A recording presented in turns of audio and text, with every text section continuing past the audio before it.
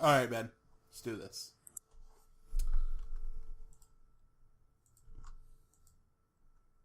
Good talk, Ben. On point. On point, Ben. Ben. That's what he gets paid the big bucks for, to fall asleep at his mic. Yeah, what the fuck did you do? He did. The cars came in from the street and dragged him out. They finally said enough.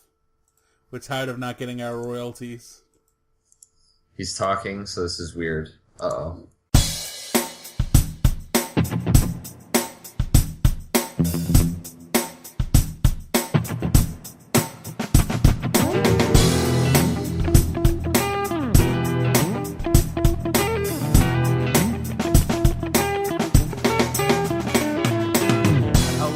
Welcome to the first Endless Backlog podcast of 2016. This is episode 73. I am your host, Gagandeep Singh, the host of the #1 amateur hour podcast.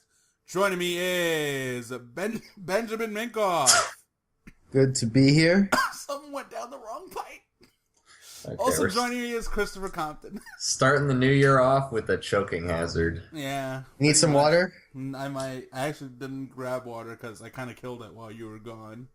Oh, man. Fixing your computer. For those of you that don't know, we started off 2016 in ominous fashion with Ben's sound card not behaving before we started this podcast.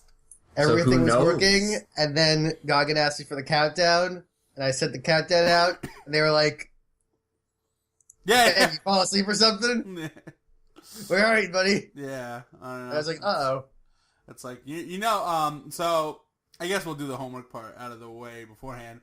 If you're wondering why we have yet to do a Game of the Year podcast, I believe, personally, and because we have to do it with this crew because not enough of us get enough time throughout the year to play everything we want to play. Shit, I didn't get enough time to play everything I wanted to play. The game plan is usually that we do the podcast for the Game of the Year in the first week or weekend or the second weekend of January. At least that's now tradition. Because we did it last year. Yep. The idea being, A, you had a full freaking year. And B, games that come out in December have a reasonable chance. Unless they're Xenoblade when they're 100 hours long. In which case, It's like they all want to win. Yeah. It's like we give everyone their fair shake, if you will.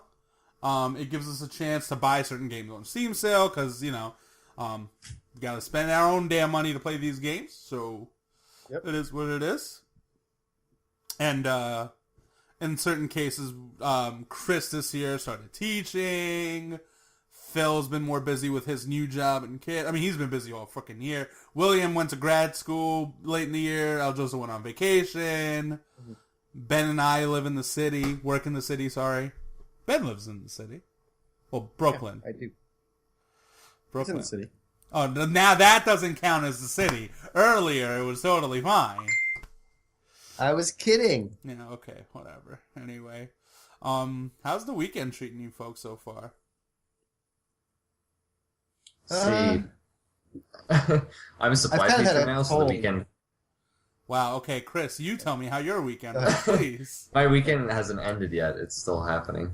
Oh, wow, you're still off? Like, until I get called in. Yeah, I'm off. Oh, okay, yeah, Oh, nice. Right, you're substituting, so. Oh, yeah. Nice. Yeah, what do they call subs over there? You called it something else. You use a different word. Well, yeah, it's called a occasional teacher. I used a different word. A substitute? No? Supply teacher? Supply teacher, yes. Yeah. There's a bunch of different words. They all mean the same thing. Fucking Canada. Fucking Canada. But yeah, so, like, I could get a call right now, while we're doing this podcast that says you're going into this school tomorrow, or I could get one, like, 6 o'clock tomorrow morning. Oh, that sucks. Yeah. You and say, you need to be somewhere in, like, 2 hours. And it could be, like, an hour away. Yeah. So you need to get my shit together quick. Nice. And always be prepared. Ben, how's your weekend while Chris has been enjoying his watching The Shield? I've kind of had a cold for a while, so Yeah, you've been sick for a while, dude. Yeah. Since New Year's. Yeah. Someone got drunk! Were you sick on New Year's?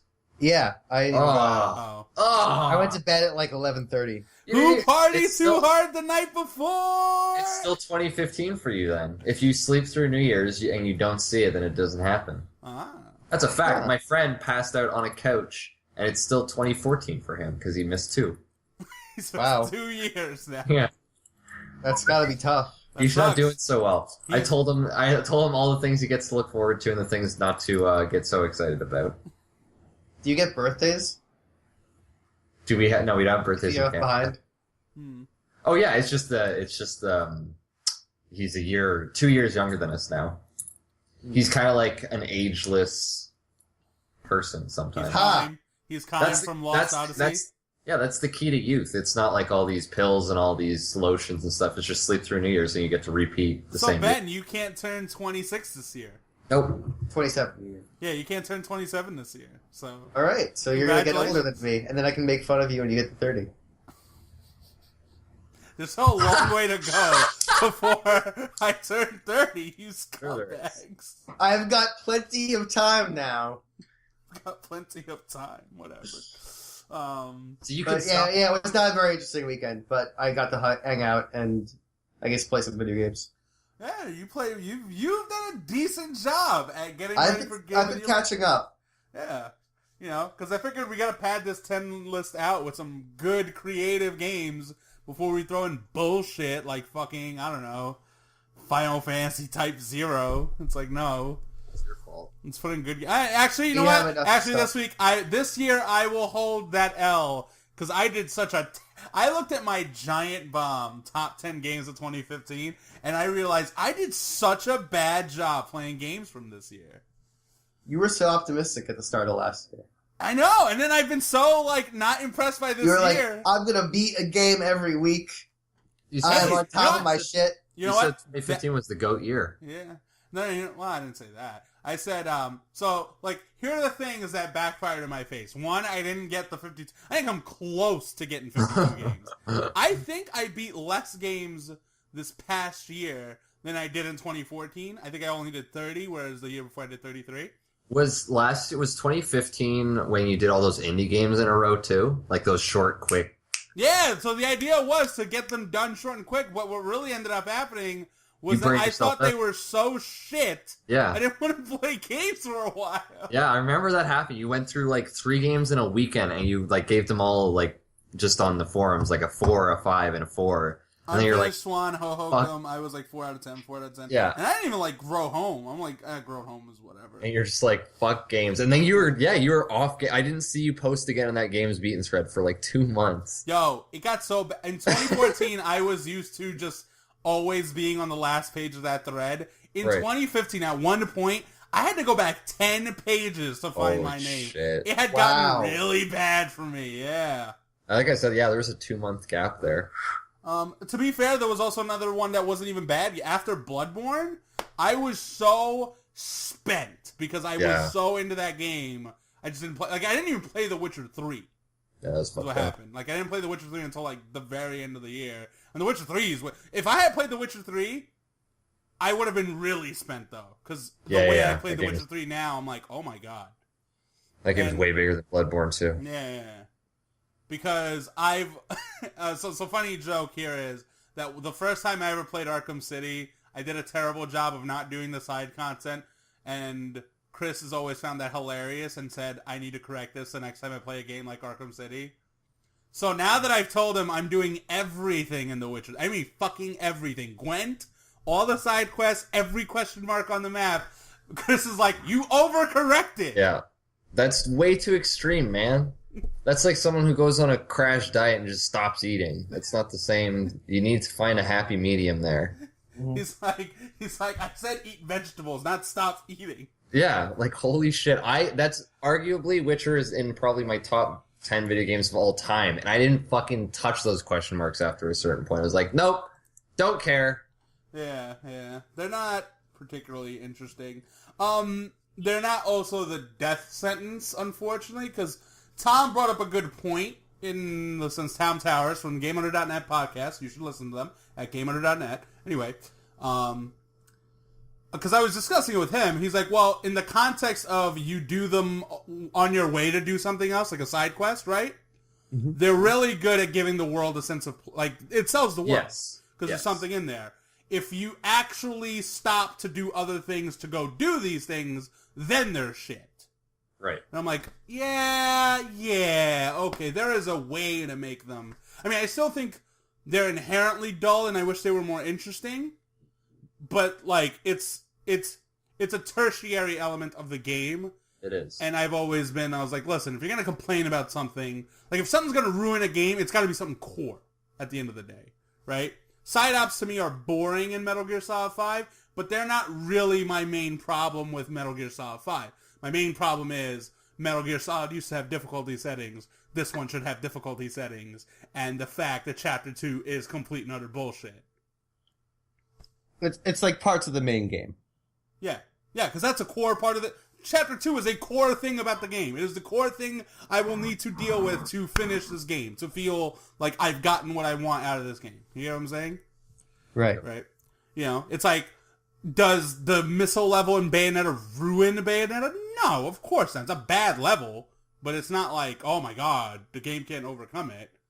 Whereas, but you have to get to the missile level. Yeah, and it's not a particularly good thing. I would argue the larger, like the grander issue in Bayonetta, if it had any, would be something like maybe it didn't need to repeat bosses the way it did, even though it's still a clever way of doing it.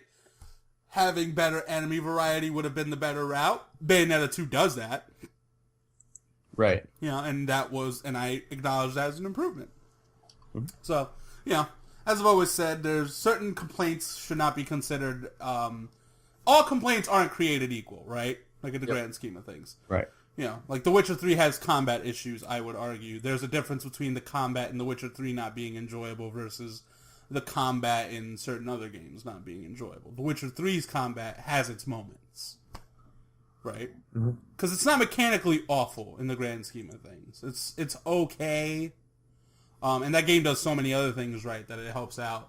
Same context. Metal Gear Solid 5 might be a little too easy. You get overpowered, but it's so mechanically good that I'm willing to tolerate how overpowered you are a bit. You know what I mean? That's the way I look at it. So... Also, what does this have to do with The Witcher? What's that? What does this have to do with The Witcher? What have to do with The Witcher? Just that he's The Witcher. I was really because all right. So in my case, I'm the asshole who stopped doing anything to go do some quick question marks. So here's what happened. I was trying to listen to the Giant Bombcast, right? And I had gotten to the point where every quest in The Witcher 3 I gave a shit about. So I was like, well, I'm not gonna listen to this podcast, right? I gotta pay attention. So what the fuck can I do in The Witcher 3 while listening to a podcast? So I went to go do the question marks because they're completely pointless in the grand scheme of things. Like, it'll help you level up. You'll find loot, whatever. They're fucking boring to do in that context because then that's a situation where The Witcher 3's combat has to be good enough to carry it, and it's not. Like, I'm not enjoying the combat that way. And in those situations, it's a huge shortcoming. When I was talking it with Tom Towers, he brought up the point that was entirely my own, albeit it is technically a flaw, it is partially my doing. Like, that's a player problem. Whereas if I was playing the game, I hate using the word playing it properly, but it sort of applies here. It's playing it more organically. Yeah, that's the word I was going for. Yeah, if I played the game more organically and didn't stop myself because I wanted to multitask, I would have been doing side quests and doing the question marks along the way, which I was doing throughout the game, and it never bothered me until I did a whole bunch in a row, which is true. So in that context, I was like, you know what? My boy Towers, clutch again. This is the kind of insight you get from their podcast. Yeah, Defending I've had stuff like this Witcher 3 happen to me with like by the way, JRPGs. Mm-hmm. Sorry, continue. I've had something that's happened with JRPGs where it's like, I want to get lots of skills. I'm going to grind now. And then, like, as soon as I do that, that's basically when I burn out in the game and stop playing. Yeah. That's the nature of grind, right? Like, that's just you want to do it. Back to Chris's point of defending The Witcher 3. You say that. He gave it a 7 out of 10, and that's when he likes the game. That's when he likes the game, by the way. So 7's a good score from him. 7 is supposed to be good. It's just... Albeit I argue a 7 for me is usually a good score, too. But, what was I going to say? All right, so I have a few resolutions for this podcast in the year. One, gaming resolutions. Yeah. Podcast resolutions. One, we're going to be better about how we articulate things. Part of that is going to be working on all the like I say. Yeah. The other thing is, I think certain old go-to jokes need to officially be buried. With the big one, and sad as I am to say this, being laugh out loud video game stories. All right. Because I don't know if I can stand on that leg anymore when I like The Witcher 3, Her Story, and Life is Strange in the same year. All in 1 year, yeah. All in 1 year. It's like, well, if you were really that gung-ho against it, Transformers would be higher than those games, right? Because I do enjoy playing Transformers combat-wise in all three of those games. I mean, come on, one's a search engine game. But, you know, if you ask me what's a better game, Her Story, Transformers, Devastation, I'd be like, I mean, Transformers is cool, but I'd rather play Her Story, I guess. Yep. I'd rather play And that Life game is is basically the story and the actor discovering the story. Yeah, Life is Strange is, you know, I can't bring myself to not think that game is cool. I think that game's got heart and spades. And The Witcher 3, it does a lot of things I don't like, and I don't agree with the internet and its status as the best game this year, or even Chris's argument that's the best game this year. But if anyone thinks that's a poor game, I'm going, get the fuck out. It does too many things right. Mm-hmm. Yeah, so. It will be an interesting glad you're with us again. Yeah, I guess context. Because when context is done right, I do care enough. Most games just have a bad habit of me not caring. So I guess, who knows? Maybe this is the year I start holding bad stories against games. You're like, this game has amazing gameplay, but that story is so bad. Okay, so like the thing is, like I would never say Bayonetta has a good story. It doesn't. But I do think the character adds a lot to that gameplay. Like, I think she's so funny and entertaining. You know what I mean? I think Metal Gear's always has had a personality. I just think that I only really like the plot of 1 and 3. Yes. There's a balance you have to get right, even if your story is not important. Or even if it's like you're just focused on having good gameplay. Yeah. You want the story to, like, at least be able to stay out of the way. Yeah. Yeah.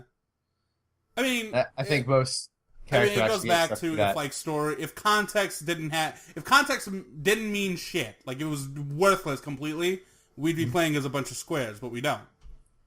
You know, we play as Leon S. Kennedy, we play as Samus Aran, we play as Link. You know, even thank you, Car. Anyway, cars are back in form for 2016. So cars aren't going anywhere. Yeah, that's good. So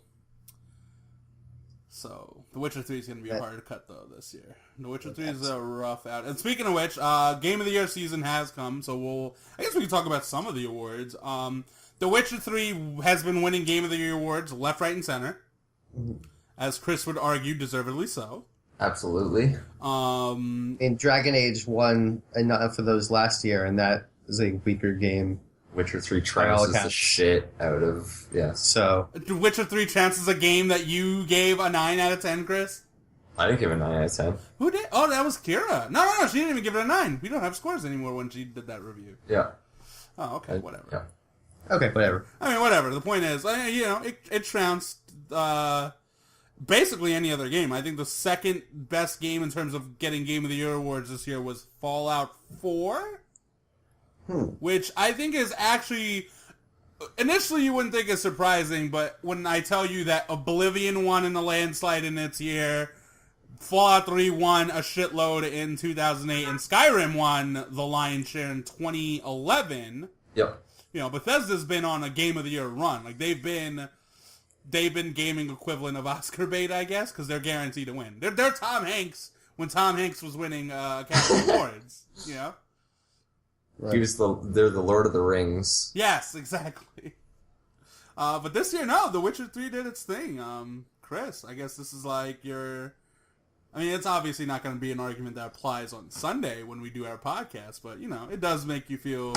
Even if it loses, I know deep down that I won. Yeah, deep down you won. It's like, you know what, whatever. It won the important ones. These fucking hipsters on Endless Backlog, they don't know shit. Why do you hate games? Yeah. I know, honestly. Yeah. What if they hate games? What if they hate the further improvement of video games? What if everyone else is wrong and you're right? Yes, yeah. The dangerous mentality, my friend. It's the ultimate mentality. It worked for Columbus. It worked that one time. Pretty sure that was like Fargo Season 1. That was the mentality that led to all that shit. You know, whatever. Fargo's an excellent... They got an excellent TV season out of it. You know, you gotta look at the positives. But Anyway. I thought Columbus was wrong. About the world being flat? I mean, the world being round? Everyone knew the world was round. I mean, did they, though, at the time? But, yeah, there's lots of ways you can tell. Yeah. But he thought he was going to get to India, and he didn't. Okay, whatever. You know, we can't be right about everything. All right, God, calm down. Give the guy a break. He was a human being. One of the worst human beings in One history. of the worst human beings. Yes. We all make mistakes. Other awards that went well. What do you, Ben? Her Story was getting some love. Yeah. A little surprised by that, or like, no, you kind of could see that happening. Given, I mean, it's a little surprising, but I mean, it's a game that really stands out, I think, on that respect, in terms of how much the performance, like, really drives the game. But it's still, because of the way the search is used, it's still engaging in a gamey way, as opposed to most FMV games, which often are very hands-off. Yeah, and it's not going to get the Gone Home backlash, I feel. No, probably not. Because it's more of a game, in my opinion. I mean, it didn't get picked up in the same kind of way. Gone Home I think that's either. Yeah. So it's not going to get the backlash because I don't think it was raised quite as high. Yeah. Well, it's the same thing that's happening in Star Wars right now. It's like there's a huge backlash just because it's so popular now. Right. Yeah. That's the thing. It's funny how the internet does that. Or like Undertale is getting the Gone Home. Yeah. It's because Undertale's getting those Game of the Year nominations. Yeah, Undertale's getting, gotten such hyperbolic praise in some places. Yeah. And has a really devoted fan base. Yeah, but to be fair, isn't there a degree of truth there? It seems like they get so strong on this hyperbole about this game. It's so fucking... Like, let me put I'm going to use us as an example. When we get super high on a game, that game actually contends for Game of the Year. You know what I'm saying? I feel like with a lot of other websites, you listen to them initially, they're so fucking high on it. It's like the greatest thing ever created. When you start hearing them, some of their discussions for Game of the Year, suddenly it's like the dust is settled, and it's like, oh, well, it did this thing. It's always a dangerous thing. Yeah, but I mean, I think that's always been the problem with, like...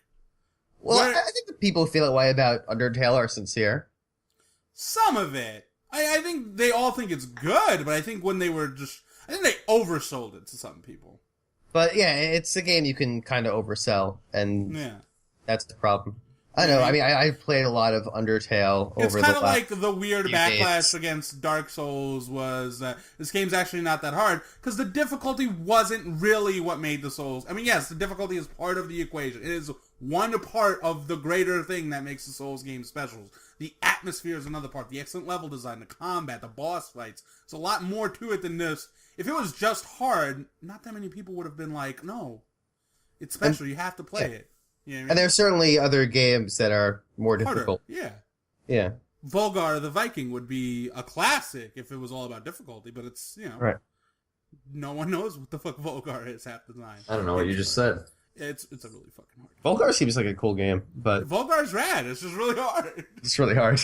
Right. If Shovel Knight was just the retro game, it's like, no, it would have died quicker than you think it is, because the retro games are a dime a dozen. Shovel Knight's a little bit more than that. You know what I mean? I mean, the real question I had about Game of the Year is what happened to Metal Gear. Speaking of that, people got to that second chapter. Falling off. That one definitely did fall off. I mean, that one clearly came off. If there's ever been an argument for some of those Metal Gear reviews are kind of bullshit, it's where did it go during Game of the Year season? If it was I'm dead serious. It's because they had like 25 hours at that review event, and they only played chapter 1. The chicken hat. They only played chapter 1. Yeah, if you only play chapter 1, absolutely Game of the Year. Like, whereas Giant Bomb, again, they were super sincere about their joy with that game, and it was competing with Super Mario Maker, a game Jeff and Dan were super high about, and it contended for Game of the Year. You get what I'm saying? With that website, there was a consistent... You believed them when they liked Metal Gear Solid 5. You know what I'm saying?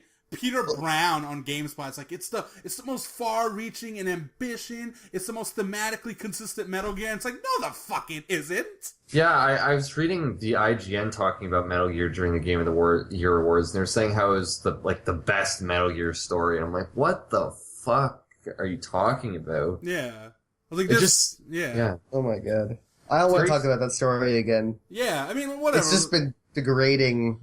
Yeah. Over time. I mean, it's funny because you say that because in a weird way, I'm not saying Metal Gear Solid 5 isn't capable of winning this Sunday because in an argument against The Witcher 3, I might actually still go with Metal Gear Solid 5. But it is funny how we spent all this year going, I spent all this year going, it's going to be this legendary game because look at how good Ground Zeroes plays. Then it comes out and it's like, no, this game plays so, I mean, fuck, you would come home from work and go straight to that game, tired as fuck, Ben, because you needed to play more Metal. I took a week off from work because I needed to play more of it, and we drove that game into the ground. We did so many side ups. We did so much of that. I have 90 something hours in that game, right? Yeah, I have like 70 or something. And it feels like we were at such an all-time high at the end of Chapter 1. And then when it fucking hit us with that sour taste in our mouth, some of the luster went away, right? Like, a lot of luster went away. It was a game that really, like, soured for me in the last, like, 20 hours I spent playing it. Yeah, I know. Same. I'm in the same boat. Which is an experience I don't normally have to that extent.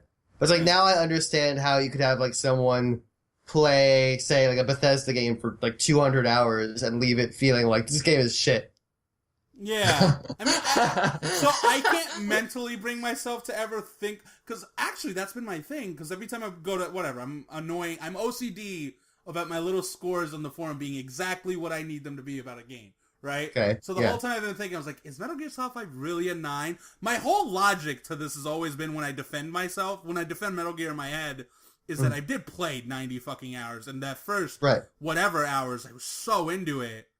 Mm-hmm. But then I use my ultimate argument, which is this: if I have to think about it, then no, because it's how I judge. It's how I judge games that I feel are excellent or the Hall of Fame caliber game. When you have to think about it, because in sports, Tom Brady, Peyton Manning, are they Hall of Famers? You don't think about it; you just say yes. Yeah. When someone name drops a player and you have to think about that player, you're like, then I go no because I had to think about it.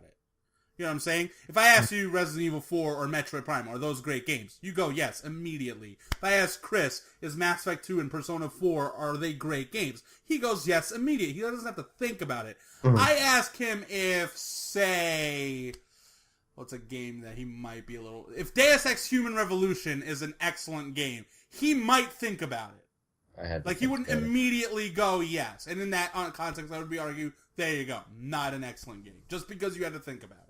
It's not on that tier, for sure. Yeah. If I asked him about Red Dead Redemption, I think Chris would think about it, because I don't think he loves that game that much. Not the way the rest of the internet does. Yeah, I'd have to think about it. Yeah, but we'd all call it good, I guess. I mean, I'm afraid of getting... I don't want to get too much into this. Like, I want to save enough of the discussion for Sunday, if we can. Yeah. But, like, that... it seems like it's a weird arc, at least in terms of the reception outside of the site. Like, a gaming process as well. I mean, at the same time, I can't bring myself to think I played a game this year that played that well, including Rocket League. It is tough. It is really. That game gets... Again, it's another case, just like The Witcher 3. The things it does wrong, fuck the things it does wrong. But oh my god, the things it does right. You know what I mean? Otherwise, we had a podcast to get to. Allegedly. So this is like a preview of some of the stuff that'll go on. If you want a general idea of what we're going to do during Game of the Year podcast, if you listen to Giant Bomb, I literally stole their format for how to do. Except we only have one category. We really only have one category. It's Game of the Year, and I would argue we never stoop to their shitty arguments. So far, I think we've done a better job than them at that. We'll see this Sunday. We'll see. You call it hubris, but I would defend our conversation. Almost all of them.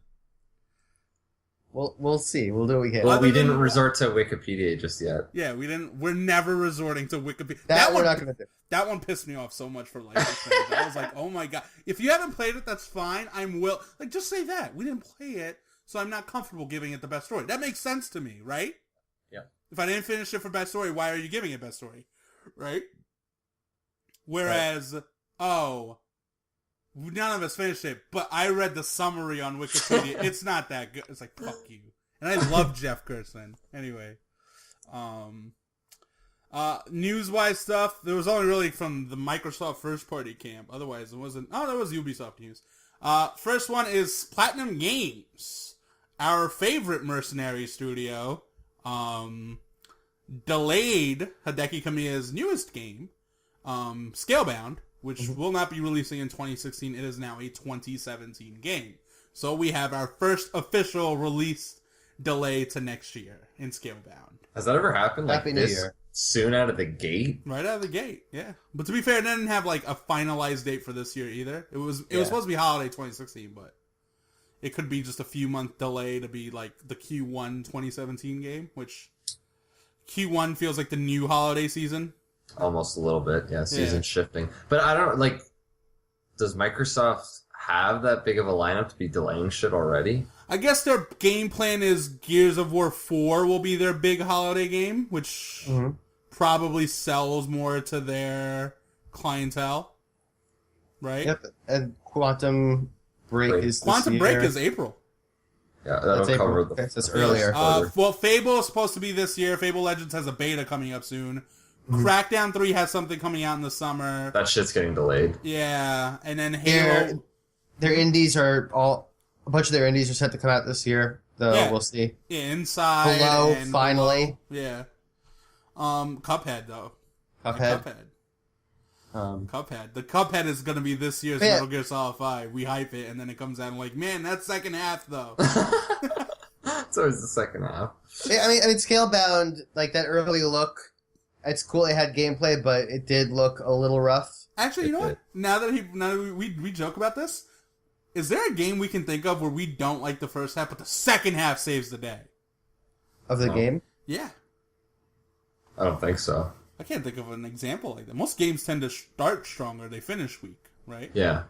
I can't think of a game. Like I can think of a game that, like, it peaks midway through and that stuff. Yeah. But I can't think of, like, the reverse, the inverse, where the first half is bad, but the second half is good. Like, it's not bad, but Last of Us definitely gets better as it goes on. Yes, but it also has a strong opening. Yeah, it does. People. You know what I mean? I think initially you go, okay, I don't see the greatest game of all time here, and then it becomes that. I sort of see that with The Last of Us, but I don't get bad to good. That first half was rough. You know what I mean? Like, it doesn't do that.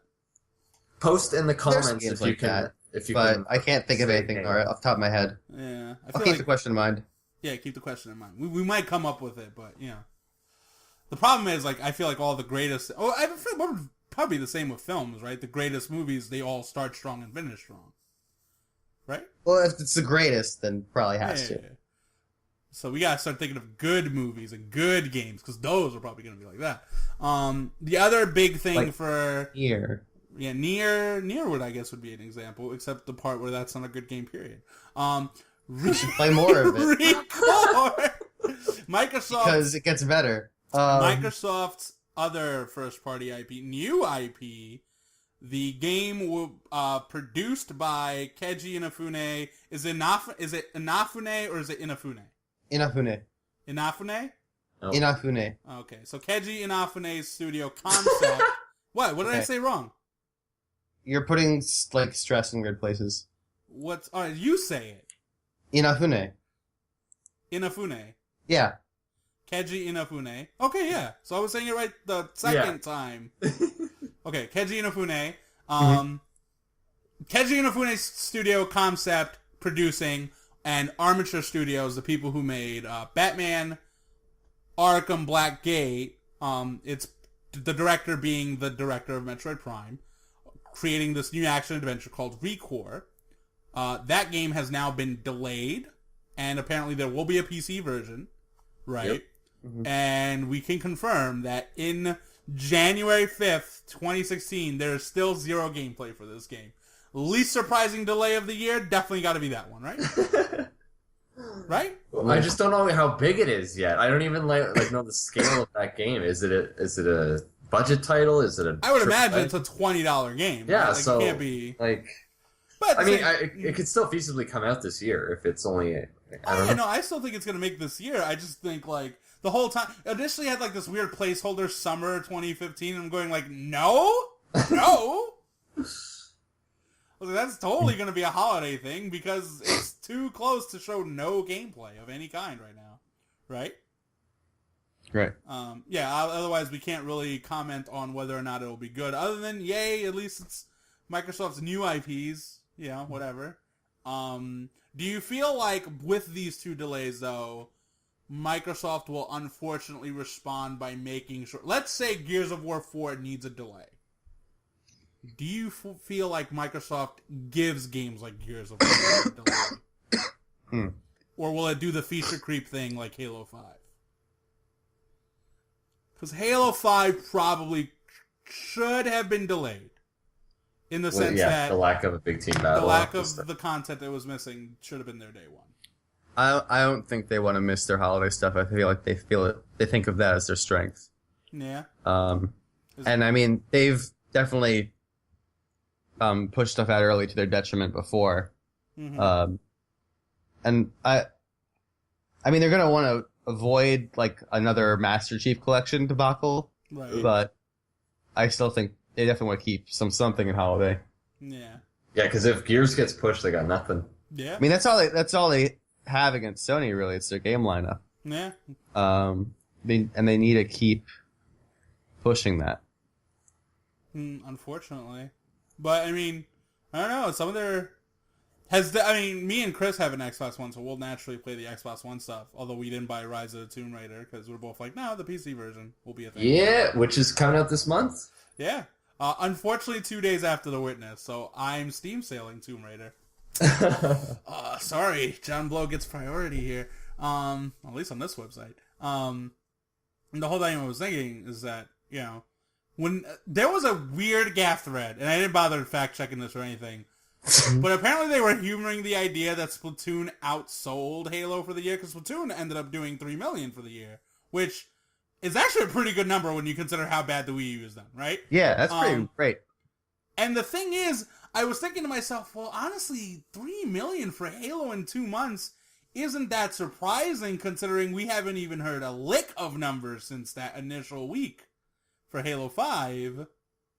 And that's pretty much a downswing for Halo. I mean, there used to be a time where it didn't matter how many months a big game had to outsell Halo. Halo was going to outsell it because it was going to make that number in a month.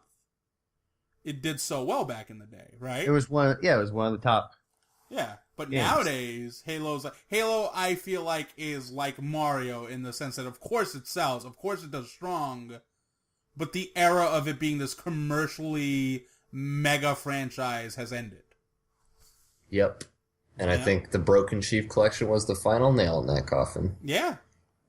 I think Microsoft's done way too much damage to their own IPs, and I feel like if I'm running the show, obviously we're not making any money, but you know, I would at least aim for something like, listen, if we need a delay on Gears of War, we probably should do the delay, because that's sort of like your last big franchise that has, like, goodwill. You know what I mean? Mm-hmm. I don't think Gears of War has been tainted the way Forza and Halo have allowed to been tainted at this point. I think it depends on how severe the issues are.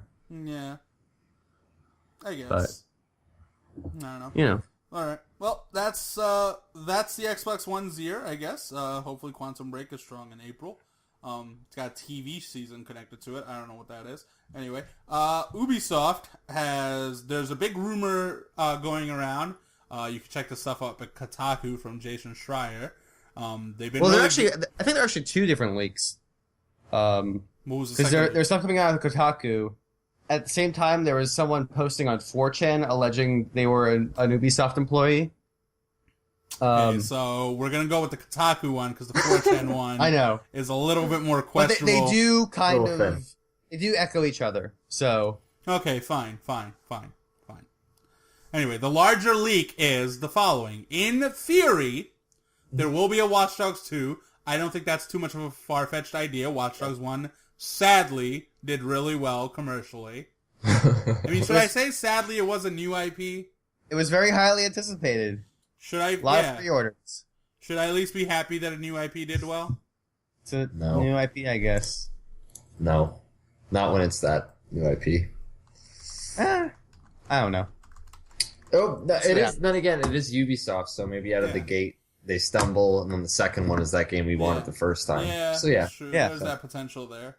I mean, listen, I'm at least happy when the new IPs are doing well, because it's like, all right, at least we'll get new characters, maybe. You know what I mean? Yeah, like, but I heard that Aiden was a fucking terrible character. Hey, listen, it wasn't like we dealt with Altair all the way through Assassin's Creed, you know. So there's hope.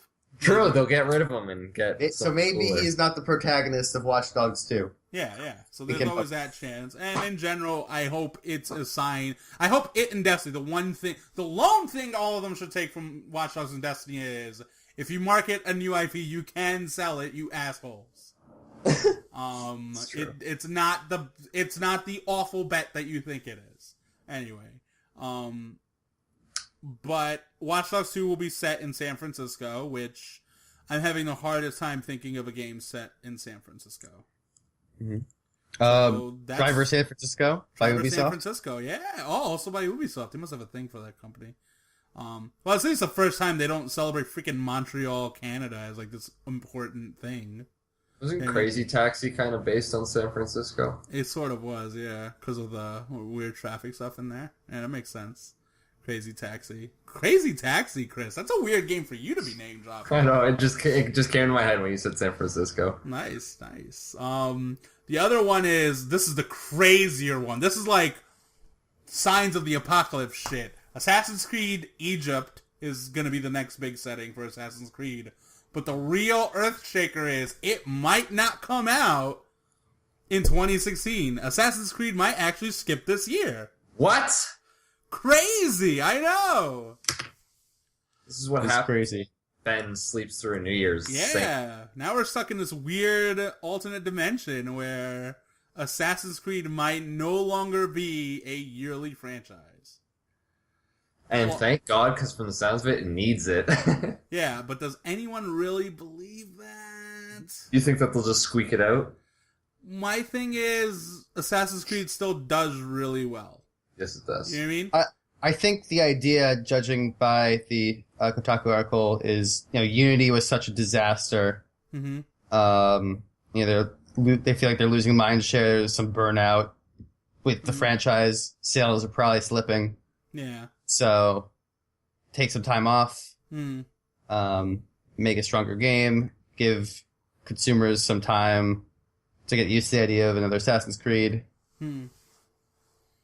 So, I mean, the yearly schedule has been kind of brutal for that franchise. Yeah. They've been coming out messy. So, and just like, I'm not sure if like the idea is kind of support it coming out that frequently. Yeah. There aren't a lot of games that really can stand up to that kind of release schedule. So yeah, that's true. I mean, to be fair, the only reason Call of Duty is ever in a position to do it anymore is because Activision has 3 developers working on it. So effectively, it is a 3-year dev cycle for those games. Yeah. The code name for for this new one is Empire. For Egypt? Yeah. So, odds that you bang Cleopatra. Hi. That would be extremely high. I'm sure you meet her at the very least. I mean, come on, let's be real. It's the gaming industry. You hit it. Fuck with history as much as you want. Yeah. Have you been paying attention to Assassin's Creed, Ben? At one point, like, a pope was an alien or some crazy shit. Yeah. I mean, Cleopatra's probably an assassin or something, so... or no, she'd be the Templar type, I feel like. Nah. If it's a well-liked historical figure, they're usually they're the assassins? Okay. Yeah. I don't know. I haven't touched an Assassin's Creed game, like, start to finish since Assassin's Creed 3. Black Flag I started, and I'm just like, this is the most boring thing. I don't get why anyone thought this was fun. A lot of people did. And a lot of people really swear by that game. I'm like, were you guys blinded by the boats? The rest of the game exists. The boats are fun. I'll give it that. But the rest of... just Assassin's... Every time they announce something, I'm just like... I don't care for this combat. I've done enough traversal in these games. Like, great, he's gonna climb a tower. We're gonna do the Eagle Vision thing. You jump off, you land in hay. Like, you know, when you finished Ezio, I think I was done with that series, realistically, because I don't think they've come up with a protagonist that, to me, has instantly grabbed my attention the way that one did. Well, clearly they haven't, because they keep jumping from protagonist to protagonist. If they found something that connected, they would have stuck around. Yeah, sure. Because they made 3 games out of Ezio. Yeah. Now there's like this weird reverse backlash. Oh, Ezio sucked so much. I was like, no, he had an actual personality. He was fun. He was good run. I don't know. Ben, are you ever going to go back to... I don't feel like you've touched an Assassin's Creed game since 2. I have not touched an Assassin's Creed game since 2. So, we'll see what happens. And Chris is about to start Assassin's Creed 3 soon. Fuck that. I remember I was like, I'm just going to barrel through 3 to get to 4 because everyone swears by 4. And then every time I look at it, I'm just like, I remember Revelations. And I'm like, I don't want to do this again. It's worse than Revelations, though. Yeah. That's fun. I mean, we don't have to worry too much. Yeah. The Kotaku article also mentions that Ubisoft recently registered Assassin's Creed Collection.com. Oh. That explains it. There was a catch. They're going to HD re-release some shit. So we might have something to fill the void. Could you imagine, while though? we wait? Oh, no. It's totally the Ezio trilogy in HD. Oh my god. That seems like a good option. It won't even be... No. That's such a random trilogy. It won't even be Assassin's Creed 1 to 3 will be included. It'll be the Ezio trilogy. The two two Brotherhood of Revelations. Yes. Revelations. In HD. Yes. You are correct. Seems plausible. I think that'll be that is my bet right now. That is going to be such a weird collection. Yeah. And yeah, Watch Dogs 2 could also fill that holiday void. Yeah, that could be their big holiday bet this year. It did do well the first time. I think they could. Do you think that they would just release it this year without actually formally announcing it like a year ahead of time? Yeah, that's what I was thinking. Would they do that? Fallout 4 did it. Fallout 4, I feel it's a different beast, though. I mean, look at the Fallout 4 numbers. I don't think these enormous release, like, hype cycles have been doing their games many favors. I mean, look at what happened to The Division. Right. How that's kind of gone from being something people were super excited for to, at this point, I feel like it's not that it's no longer exciting. Yeah. I think a lot of people... I think Fallout 4 might show people, like, listen, maybe if you just do it in, like, one strong run, you get a better turnout. Plus, you avoid the whole visual downgrade argument. You avoid that stuff, and, you know, you can probably even save some money, because you don't have to keep having events. That's true. So, whatever. That'll do for the news, I guess, because that was a week and stuff. Otherwise, we played some games! Yeah. I played Ori and the Blind Forest. So what'd you think? That game's super fucking good. Super fucking good. That's some praise. So good. Get wrecked, Ben. Get wrecked, Ben. It's a lot of the things I want to see from a 2D Metroid, to be quite honest. You know, it's not quite Super Metroid, but lots of things aren't, Ben. Lots of things can't be the greatest game ever made. You know what I mean? Or one of the greatest games ever made. I mean, that's a lot. That's a big ask. Alright, so initially with Ori and the Blind Forest, I'm just going to say, I know we did the whole story thing at the beginning of this podcast, but I'm not invested in the story, right? Because the game opens and you're this thing that blew off a tree, like a light source or whatever, and you landed in the arms of Rafiki, but like a fat Rafiki. That's what I nicknamed him. I don't know what the fuck. Like a bird. It's Nabu was her name? Huh? I forgot her name. Nabu? Was it Nabu? Oh, the thing that... Yeah. Whatever. This thing and Ori, you play as Ori, naturally, and you guys, I guess they create a bond, and they you know, she raises Ori, and it's a little adorable and whimsical and cutesy, and then at some point, the thing that's been raising Ori passes away. The situation being that it went to go get Ori some food, and without Ori, it couldn't reach the thing, but Ori was really hungry in the middle of the night, so bam, it gets it to him, and it dies, and all that stuff, and it's sad. Ori's sad. And I'm like, Sad music, please. this is a sad opening, because I joke that it's like it went to the up school of narrative design where the saddest thing happens at the very beginning of the thing. Except I actually legitimately choked up during Up, whereas I was watching Ori going, I guess this is sad, you know? Unfortunately, I'm like... Yeah. How much of that do you think has to do with execution or me empathizing with what's at least presented to me as a human in Up, for instance? Up is really well executed. I agree. Up has a fantastic opening. This is not as well executed as What do you Up, think's missing in the execution, though? I mean, that, yeah, Oh, yeah, it's a tough spoiler, question. I guess. Whatever. This is like the first 10 minutes of the game. Yeah, it's like, you know, this is... Just cry to someone else, please. But no, like, what do you think Up does better from an execution standpoint? Is it just because there's more dialogue? Is it because... There's no dialogue at the beginning of Up. I know, that's what I'm saying. Well, that's what I'm saying. Like, Up, I mean, Ori, there's like a whole, like, weird little sentences the popping narration, up on screen. Yeah. Like, do you think that hurts it? Maybe a little bit. I think some of it is like Up's able to span so much more time because it's not a game. Yeah. So like there's kind of a continuity you need to have, like of control when you're like keeping the player in control of things. Right. And Up is able to like do this pretty brisk montage through decades of time. Yeah. In a really powerful way. Yeah. That covers this like huge, this long, meaningful relationship.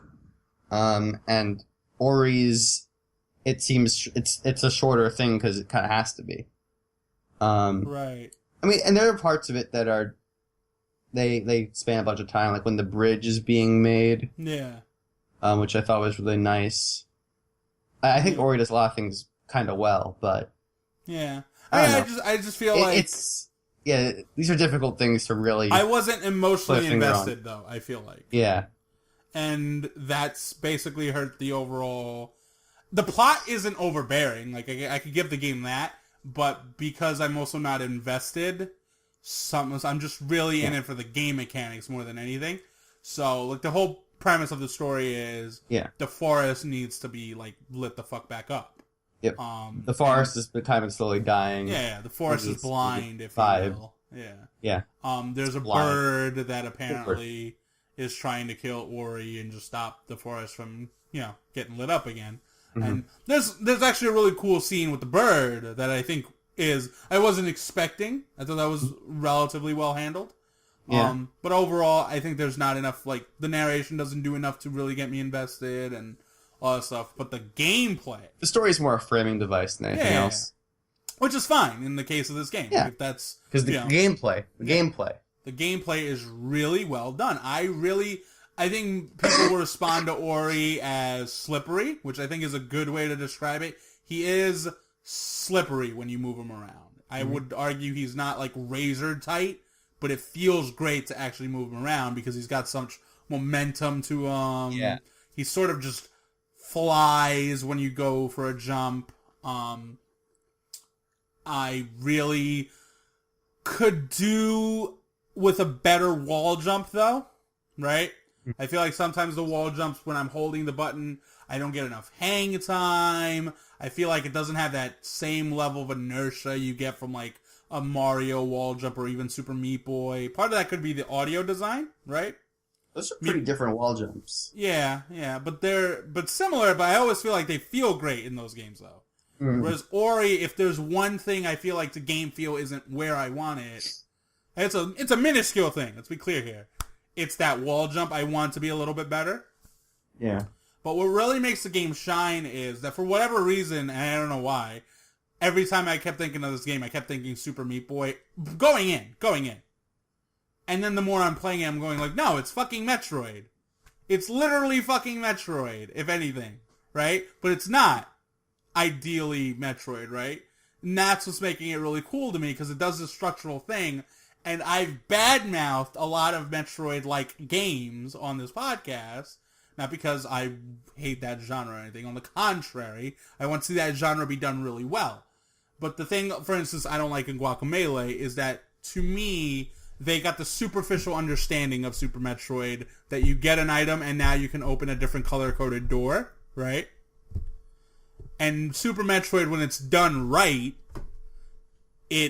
you got an item and you felt like it was an organic solution to a new place and a new area, right? You had multiple ways to access certain places, and it kept the illusion of that game world intact. It never sacrificed it. And Metroid Prime is a great example of that in 3D, right? Like, it never feel like the world feels artificial, even though it's got, like, spider morph ball tracks on the freaking caves. Like, that should be... No, that's totally gamey, but you just accept it because the rest of the game does such a good job with the world, right? Yeah. Ori does a good job of that stuff, if anything, I would argue, because... I think it does. And that's actually because it's a platformer, is what's crazy. It's not opening a door, it's reaching a new elevation. It's not reaching a door, it's now you can swim underwater and not get damaged. It's all this other little cool stuff where they're using the structure of Metroid, but not necessarily the gameplay loops the same exact way. And that's what helps sell this forest. The mountain has like a sense of elevation to it. You know, you enter a warm area and it feels like the levels got lava and all that good stuff because the artwork is phenomenal. It's a really good looking game. Yeah, this is a fantastic... It might be the best looking game of this year, visually. It's up there. On a very short list with Battlefront, Witcher 3, and Yoshi's Woolly World, for instance. Aesthetically, I think it's close to having the most consistent aesthetic, top to bottom, music and audio included. The only thing I think that maybe competes in that department is probably Splatoon. Because I've heard the argument, and I'm stealing this one straight from Giant Bomb, but the argument they made was actually like, you know what? That's probably the greatest argument I've ever heard for Splatoon's aesthetic. You know what I mean? Yeah. What argument? Of how that game's got style, and how all of its aesthetic decisions, from the way it looks, from the way the outfits work, from the way the stupid shoes look, to the way the guns work, to the way the mechanics work, to the music, to all of it, like it all really sells this. It's a complete aesthetic. Versus everything fits together really well in Splatoon. Yes, and it feeds back into the gameplay in a really nice way. Exactly, which it's not to say that Ori and Witcher and all this other stuff isn't there. It's like on a different level with Splatoon. Is the way they were describing it, and I sort of agree with them. You know what I mean? Right. And the only areas in Ori I haven't been fond of in the grand scheme of things has been, for instance, people might complain that the boss fights are super easy, because I know at one of them, this is all I did. I ran left to right, left to right, left to right, left to right, and I just kept hitting the X button, which does Ori's little spirit fire move, where he shoots like, it says fire, but it looks like he's shooting them with bolts of lightning. And he's got a Navi, so that's a little annoying, because this isn't Zelda, but whatever. And to do all the talking. Yeah, whatever. Fuck you. Anyway, it's like, Metroid didn't have it, you copy Metroid, not stupid-ass Zelda. Alright? Anyway. And there's a narrator. And there's a fucking Zelda. God damn it. Anyway. I was gonna say, like, the boss fights aren't particularly good, but they don't bother me that much. They're pushovers. I wish they were more interesting. But because they only happen twice, I'm like, alright, whatever. Who cares? I didn't care for the few times the game really tries to vary it up from the traditional gameplay loop, right? For instance, there's a few times where you have to pick up an item, right? Like an orb, and that hurts the game because you're now being tasked with doing a lot of the same platforming you've been doing the entire game, except now that great slippery game feel has so much weight on it and has limitations, it takes away from what makes the game really good. You know what I mean? And then there was also a Misty Forest thing the game does later on. Should we spoil that, or should we just like leave that? I don't know. It's a vague... Alright, whatever. We'll skip that conversation, because I feel like Game of the Year podcast will be when we can spoil this stuff, in case that complaint comes up. Because, But otherwise, I really like Ori. I think it plays beautifully mechanically. There's a lot of cool platforming sequences in the game. That bash move where an enemy jumps at you, or there's a projectile, right? Like, you get shot with a projectile, and you hold Y, and that now allows you to aim a higher space. That's such a cool fucking mechanic. That's one of like the smarter ways to open up the game world in an unexpected way. Yes, yes, thank you. Like you now look at jumps a little bit differently than earlier. You know what I'm saying? And the beauty of it is when you go back, you do the lazy thing in Metroid games is this. You look back at your map and you go, that's my breakable wall I can go to, that's a breakable wall I can go into. And you go back, right? And then you go open the wall and you get your item that you want to get, right? Yeah. With this, you have to think a little bit. There's certain things that's just not going to show up on the map. You got to actually go back and like explore the place again and go, wait a minute. The way he's jumping might actually, let me try something out. And you try something out and you find a different item that wasn't even showing up on your map because you weren't in vicinity to actually get it marked on your map. And that's fucking cool. That's what I like, Ben. That's what I want from Metroid games. I just got all the upgrades where it marked pretty much all the items I could collect on my map. I mean, whatever. We can't all be Ben at video games, okay? To be fair, I mean, I can't really argue with like all the stuff you're saying that the game feels is really true. Yeah. I will agree with you that if I was to argue it does anything like transcendent, right? I think that's the issue, right? When we talk about these like supreme indie games, we always hold it to that Braid Super Meat Boy expectation. And Braid is, as you've always said, transcendent in a way. It does things you weren't expecting on top of that. Ori, unfortunately, and this is the worst fucking criticism you could ever make of a video game, so 2016, we're stooping as low as you can get, is exactly what we were expecting it to be, in a sense. Yeah, it didn't really surprise me. It doesn't throw enough curveballs while being probably one of the more unique Metroid-like games out there. So the car is an argument? Even the car is like, fuck you, that is a stupid argument. Right? Or do you think I like being surprised. So do I. I mean, I don't disagree with you, because I still go, like, I wouldn't call Ori exceptional either, but I think it's so good. You know? Like, if I'm gonna get vanilla games, Ori is what I think vanilla ice cream video games should be, in a lot of ways.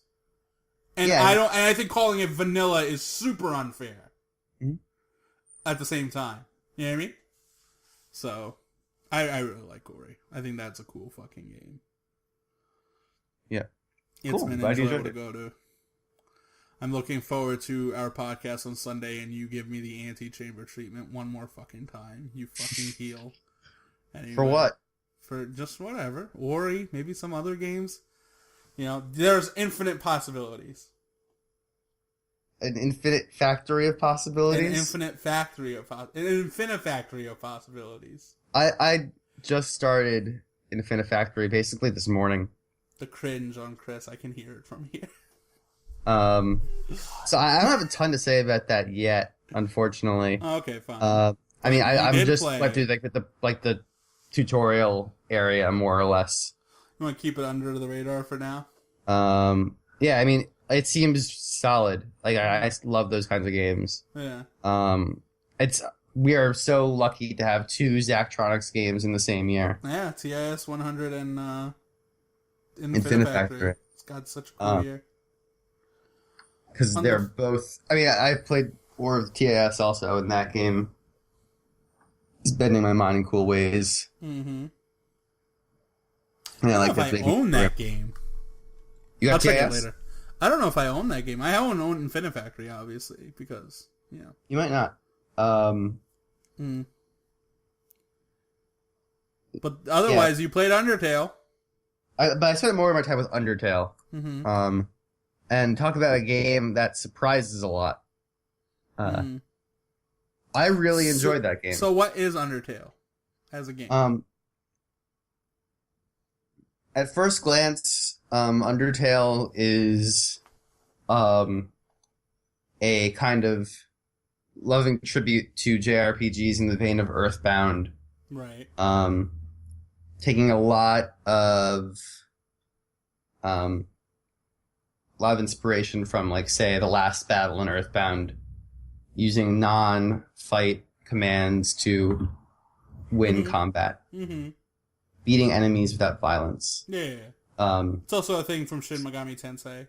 Yeah, like a Shin Megami Tensei. It's an important theme in this game. It's introduced to early on, along with the actual combat system. Right. So like, it's a difficult game to unpack because like early on you kind of think like, oh, I kind of have some idea what this is. I'm going to encounter weird enemies and run into a bunch of weird jokes. But the game kind of, like, as you get deeper in, maybe it's an example to a degree of like what we were talking about before of like a game really getting stronger as it goes. Where like the first area is not really the game at its strongest. But as you go on and the game continued, like, the game was surprising me from beginning to end, and even after it finished, and I went to a second run of it, I was doing more stuff. I kept, like, finding things I didn't expect to find, in terms of, both, like, jokes in the environment, bits of world building, character moments, and the game reveals itself to be a much more sophisticated creation than like I'd ever thought it was going to be, really. And so I came away from it really impressed. Like, it has does a good job of like sort of setting up expectations and then twisting them or inverting them. Does a good job of building its characters over the course of the game. And I think one of the cool things it does is part of that is in the combat system. So the actual like fighting, your attacks are basically basic timing meter, very straightforward. But when the enemies attack, it's sort of like you're in a top-down like shooter. Right. You've got your little heart, and it's bounded in this box area, and then various white, attack things you need to avoid come up on the screen. You have to move your heart to avoid them. Right. It's the basic idea. So that can take like a ton of different forms, and that depends on what enemies you're fighting. So you might have a frog that jumps around the screen at you. If it's a very weak enemy, it's not even going to be able to jump at the top of the screen. Or there's like this bodybuilder monster that flexes. Nice. These big flexing arms come up from like each side of the screen, and you're like moving between them. That's pretty badass. Like all sorts of things like that. And between that and the non-combat actions you take, like that, all that really builds personality to all the monsters in the game. Right. Like in the act of engaging with them, you're learning about like what they are. And that's even more true, obviously, for the mini bosses and the boss monsters, which are more involved. And which twist the combat system in their own unique ways sometimes. And so, like, the more you engage with the game in that sense, the better you get to know the world. And that kind of, I think that's part of what helps it grow, what helped it grow on me. That I keep having to engage in this way. And so it creates a lot of memorable moments, with the characters and with the combat. And so, yeah, I guess in this like non-spoilery sense, I find it pretty attached to it by the time it ended. That's pretty rad. Yeah. You played through it multiple times, though, right? I played through it twice in about 11 hours. Do you feel like you need to play that game twice? It was worth doing. Is that a game you feel like you need to play it twice to actually get the hook? Like I wouldn't say you need to play it twice to get the hook, but you get even more reward out of it second time through. Because you see there's a way you can play that game where you're not really doing all that much more second time if you want to like optimize your playthroughs. Right. But I'd rather not tell people to do that because that's kind of like a weird thing to do. Just like, it's a game that kind of encourages you to approach it organically and like accounts for you doing that. Right. There are lots of like subtle things it keeps track of, like the game can know when you're reloading your save. Was the game easily doable to do the whole no-kill run? It's meant to be doable, yeah. Was it easy to do it? It wasn't that hard. Okay. It's not what I didn't find Undertale particularly difficult. Do you feel like difficulty would have added to the experience if like it was more difficult to do the no-kill run? Because naturally you want to give it some stakes, right? Yeah. And it does make it a little more difficult, and sometimes it's meaningful. It's a meaningful amount of difficulty. Yeah, part of it is like when I was engaging in that, I was like going through it a second time. I was more familiar with what was coming. Right. So that makes it easier, obviously. Right. But I mean, like, it is a choice you're making, and it does make the game more difficult than it would otherwise be. Right. So you would not recommend a no-kill run for the first time buy? I mean, I don't think you have to. Just do what you want. Okay. And just take the game as it comes. I think it's worth doing it that way. But I mean, it's built to account for whatever approach you take. Right. Which is part of like what's kind of intelligent about it. That it's more adaptable than you might realize at first. Is it an absolute steal at $10? I feel good about it getting it at $10 or at $8 as it was on sale. Say, yeah. The game's relatively cheaper compared to a lot of this other stuff, and I was going, for how much love it's getting, that seems really fair. Because Gone Home was $20. Yeah, I mean, like, I wish it started out a little bit stronger. I mean, like, you can, I wouldn't blame people who are like, you come out of the tutorial area and you run into a skeleton and it makes a skeleton, it makes like a bone pun, and then the camera zooms in and it makes it like, it winks, and then there's like a drum fill. That's great. I don't understand how that's a slow start. It's not slow, but it's like, oh, it's just gonna be like a cheesy meme thing. But it wasn't.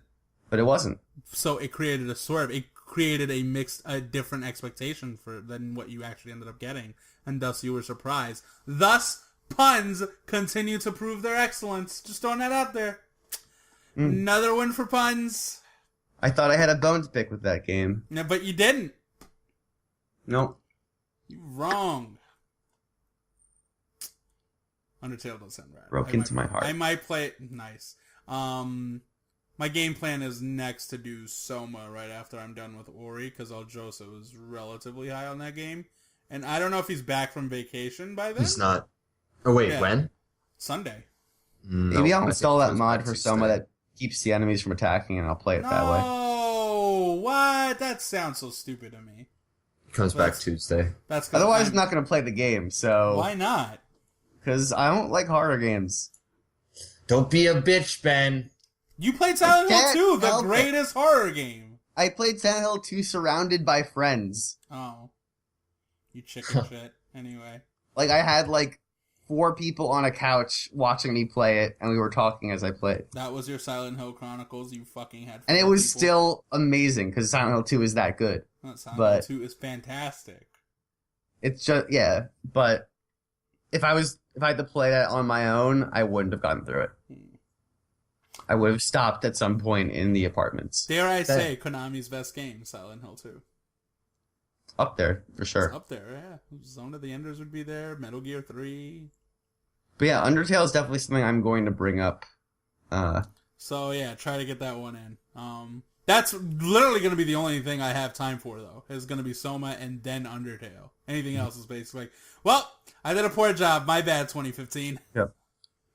You know, unfortunate, because I really want to play more City Skylines. That is such a cool game. City Skylines is a rad game. But we talked about that game when Wazzy was on. He has a better explanation of city builders. It's a good one of those.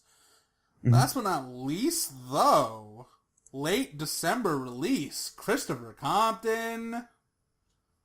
What is with you in long-ass games this year? Fuck, no, 2015 was brutal, man. It still ended up being the year I beat more games than any other year in my life. You were just inspired to beat more games once you beat such behemoths. Yeah, no. After in 2016, I'm going for the small guys. I'm going to do Undertale. I'm going to do Ori. I'm going to do Soma. I'm just going to. Life is Strange. Life is Strange. Yeah, just barrel through these things. I'm so fucking angry. You will not have played that game before this Sunday because I'm gonna want to talk about that game in spoilery fashion. No, you can't. I'll just take off my headset. That's okay. Just take off my headset. All right, fine. Continue. You played Xenoblade Chronicles X. Yeah. You did not play Xenoblade 1. I did not. You don't need to from the sounds of it and from what I've experienced.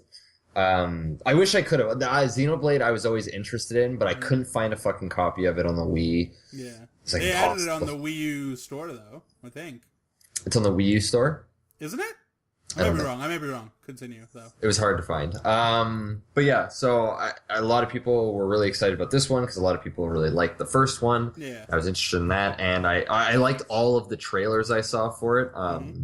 They always look very impressive. The scope of the world and the giant mech robots look so cool. So yeah, I picked it up. Well, I got it for Christmas, actually. It was like the only game I got for Christmas, and I've been playing it.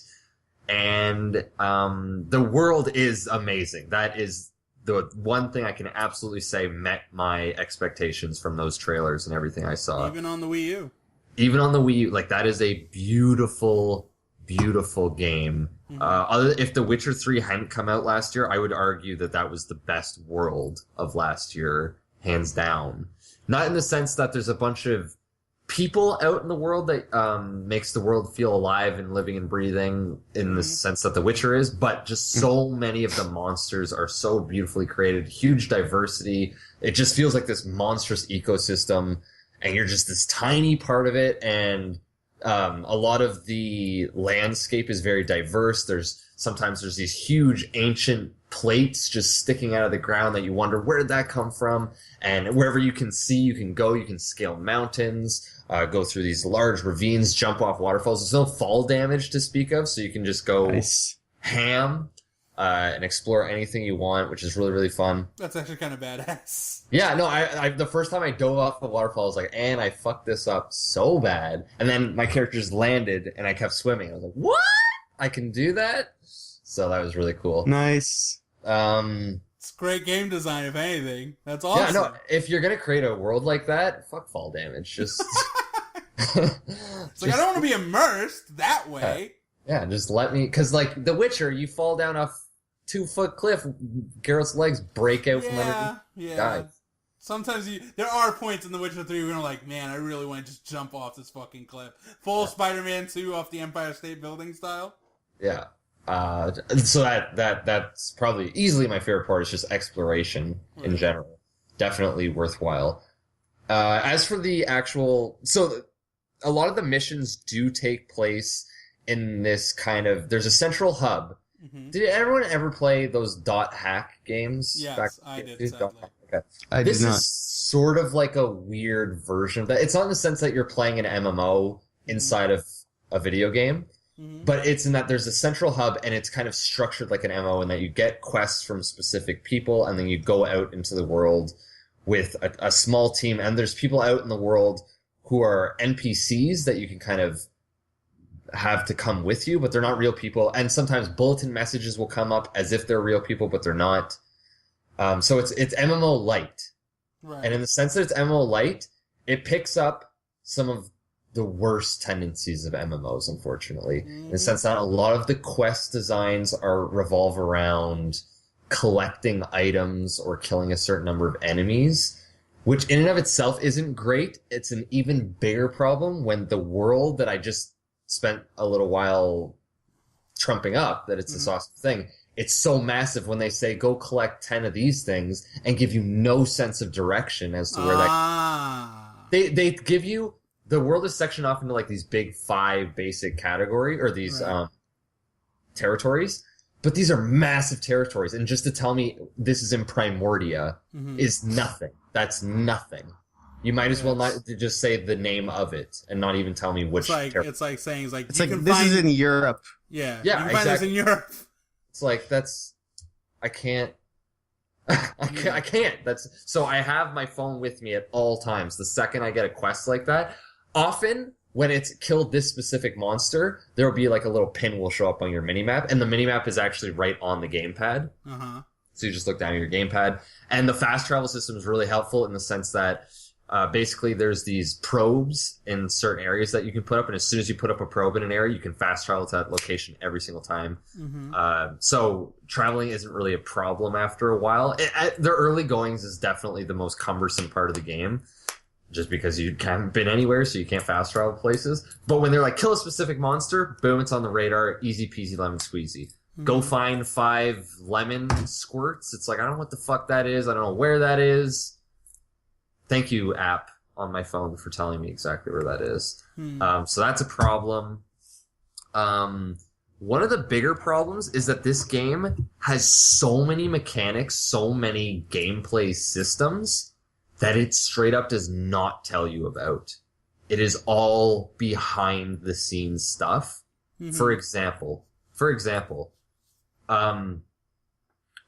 it took me the longest time to figure out how to heal my characters, because I just didn't. There's no heal class. There's no class of characters that are healers. There's no like even real spells in the game to heal. There's no potions or shit like that. So it's like, how the fuck do I heal my allies?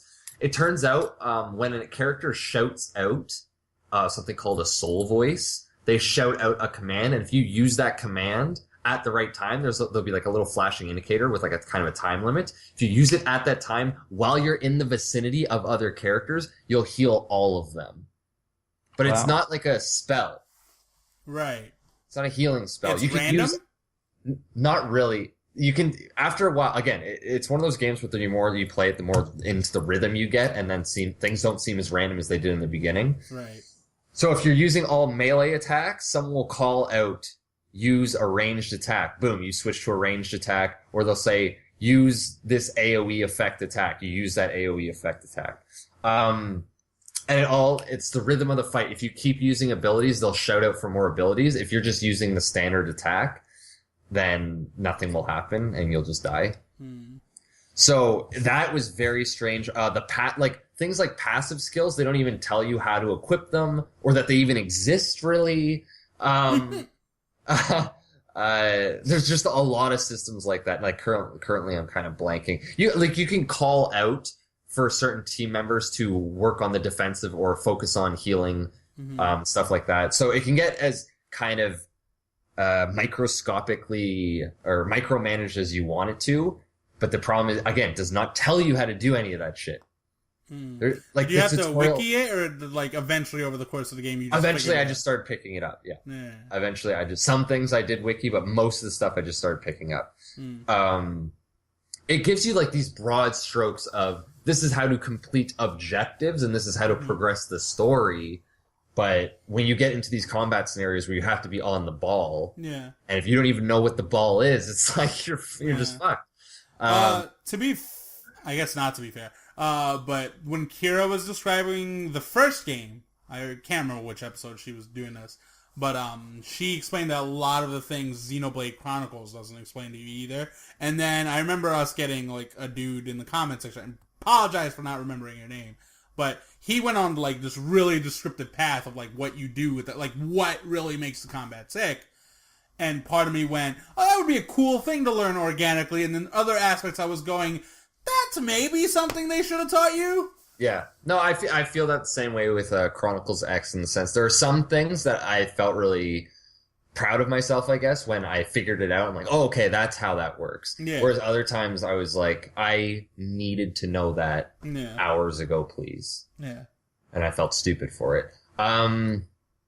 So how the game kind of works is it is kind of story based in the sense that there are main missions that you need to accomplish to progress the story, but there's also kind of a big bulletin board like an MMO in which NPC characters will call out for your assistance, either gathering a certain number of stuff or a bounty on a monster, and you can complete those to like to improve your division rating so that you can get better items and rewards for things like that.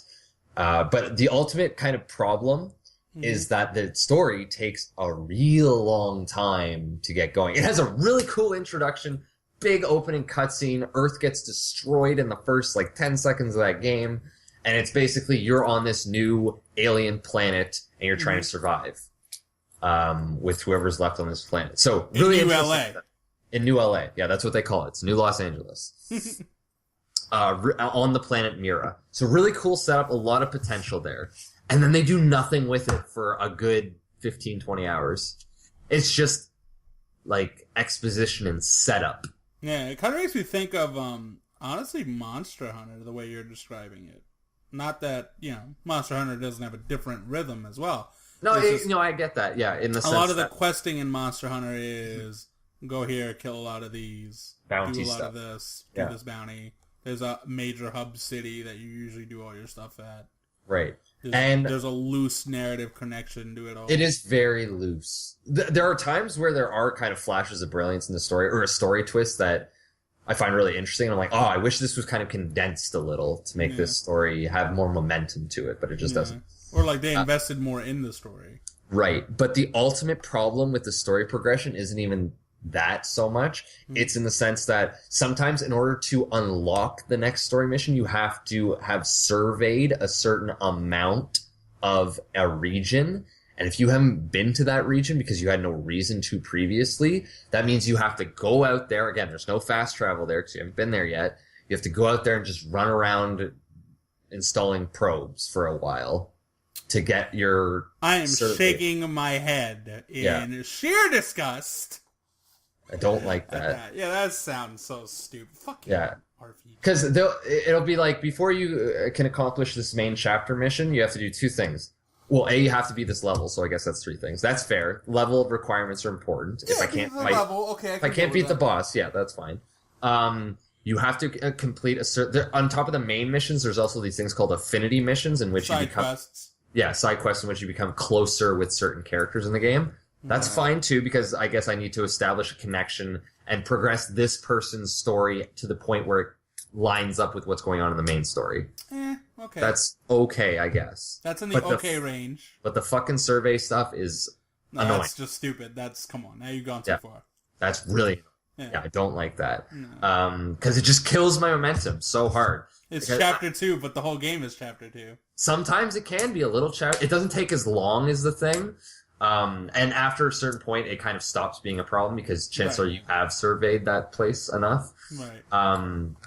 But another thing, and this didn't give me quite a Final Fantasy 13 feel in the sense that Final Fantasy 13 is completely linear and then it goes open world and it goes back to being linear. But just in the sense that Final Fantasy 13 withholds arguably one of its greatest assets for a little too long.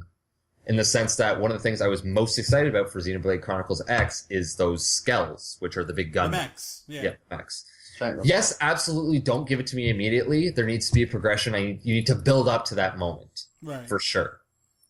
I didn't get my first skill until 30 hours into that game. 35 hours game. Yeah.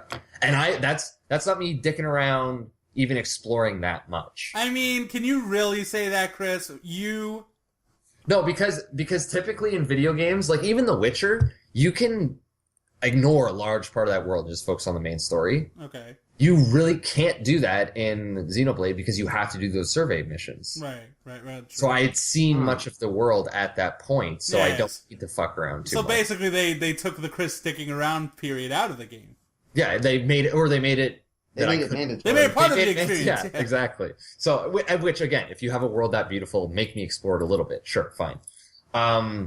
So yeah, it took 30, 35 fucking hours. And see, this is when the problem comes in that this world is so massive and there are so many beautiful, huge creatures that you're like, I want to take some of these guys on. I want to fight one of those big fucking guys. On foot, no. Yeah. Even if you're the same level or a higher level than those big guys, no. They hit too hard. They hit too hard. They have too much health. Once you get into that skell, yes, you can take them on. And the game becomes not easy, but manageable. No. The hardest parts of that game is in the first 15, 20 hours of that game. It's The Witcher 3. Just making sure you don't run into things that are going to murder you instantly. Exactly. And unfortunately, the thing is, a lot of the big monsters won't fight you unless you fight them, but some of them are that radius around them. Mm-hmm. And sometimes a main mission objective will be hidden behind a level 40 character, and you're like, So I have to just hope that thing isn't looking at me as I'm passing by. Yeah. Or I'm fucking dead. You're playing like a really crappy version of a stealth game all of a sudden. Yeah, it's like, oh, you probably shouldn't have put that there if I had to get there. What else is interesting about the combat, though, is every enemy they don't have weak points per se, but they have like appendages or joints on their bodies that if you focus on them long enough will break. Right. And that's typically the way you get loot, but it also weakens them. So if you're fighting a big monster on 4 legs, if you're focusing on the joints of its legs, eventually it'll get like stunned, or it won't be able to use its big move anymore. Mm-hmm. So you can't just you can randomly just be attacking the core of the enemy, but it's a lot better for you if you kind of strategize and focus on core parts of that enemy. Kind of like Monster Hunter. Yeah, exactly. So I love the actual combat of that game. It's very frantic. It's not turn-based in the sense that you are clicking things and you're moving around all the time, but there is a cooldown on all of your abilities, of course. The Skell has some real cool, big, flashy moves that I think are awesome.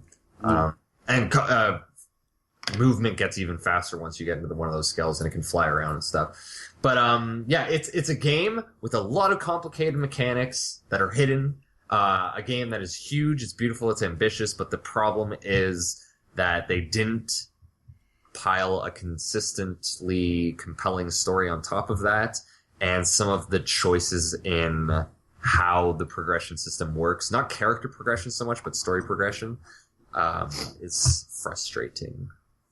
It is unusual for Monolith soft. Yeah, I was about to say I wouldn't describe their games. They're usually... Well, I mean, like, they made Xenosaga. Yeah, their games are usually story heavy. Yeah. Like, very... I heard one of the biggest... disappointments?